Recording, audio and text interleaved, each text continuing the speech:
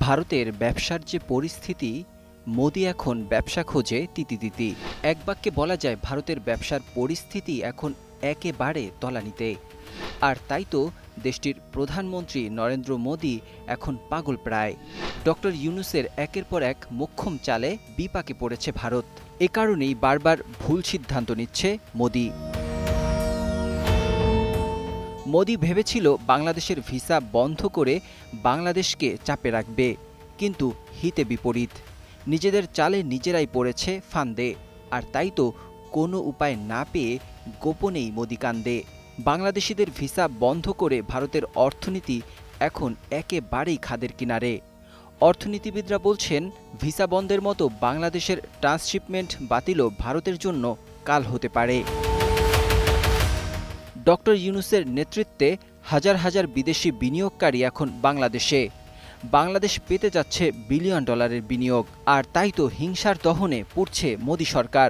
অর্থনীতিবিদরা বলছেন, বাংলাদেশের ট্রান্সশিপমেন্ট বাতিলের মতো ভুল সিদ্ধান্তে এবার ভারতের হাতে উঠবে ভিক্ষার থালা।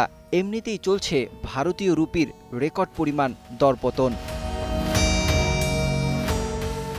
ভারতীয় রাষ্ট্রায়ত্ত বার্তা সংস্থা প্রেস ট্রাস্ট অফ ইন্ডিয়ার এক প্রতিবেদনে জানানো হয়েছে, ট্রান্সশিপমেন্ট সুবিধার ফলে ভুটান, নেপাল ও মিয়ানমারের মতো দেশে বাংলাদেশের পণ্য রফতানির জন্য বাণিজ্য প্রবাহ বাধাহীন ছিল। ভারত 2020 সালের জুনে বাংলাদেশকে পণ্য রফতানির এই সুবিধা দিয়েছিল।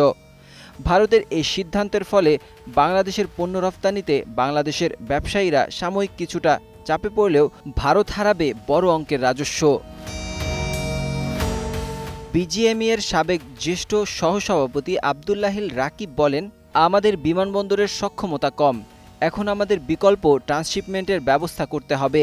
তবে তিনি মনে করেন, এই সিদ্ধান্তের ফলে বাংলাদেশের চেয়ে ভারতই বেশি ক্ষতিগ্রস্ত হবে। Bangladesh freight forward association buffer সভাপতি কবির আহমেদ বলেন, প্রাথমিকভাবে এটা কিছুটা চাপ সৃষ্টি করতে পারে, কারণ আমাদের অতিরিক্ত কার্গো আগে ভারতীয় বিমানবন্দরগুলো দিয়ে যেত। এখন কোন দেশ থেকে ট্রান্সশিপমেন্টের সুবিধা নেওয়া যায় তা বের করতে হবে। প্রয়োজনে আমরা শ্রীলঙ্কা ও মালদ্বীপের বিমানবন্দরগুলো ব্যবহার করব। বাংলাদেশকে দেওয়া ট্রান্সশিপমেন্ট সুবিধা বাতিলের বিষয়টি নিশ্চিত করেছে দেশটির পররাষ্ট্র মন্ত্রণালয়ের মুখপাত্র রণধীর জয়সওয়াল। বুধবার নয়াদিল্লিতে নিয়মিত সাপ্তাহিক সংবাদ সম্মেলনে বাংলাদেশের এই সুবিধা বাতিলের কথা জানান তিনি। এদিকে ভারতের অর্থনীতিবিদরা স্বীকার করছেন, এক ক্রান্তিকাল অতিক্রম করছে ভারত। শুধুমাত্র ভারতীয় রুপির দরপতন হচ্ছে এমন না, শেয়ার বাজারের পতনও ঠেকানো যাচ্ছে না।